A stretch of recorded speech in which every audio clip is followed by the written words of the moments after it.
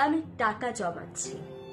যেদিন অনেক টাকা হবে, সময় কেনার মতো টাকা, সেদিন কিছু সময় কিনে নেব।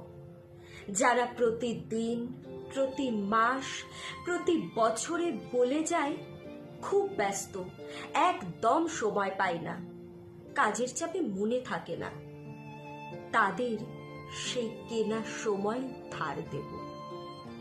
সময় কেনা হয়ে গেলে আমি আবার টাকা জমাবো। এরপর কিনবো অজুহাত।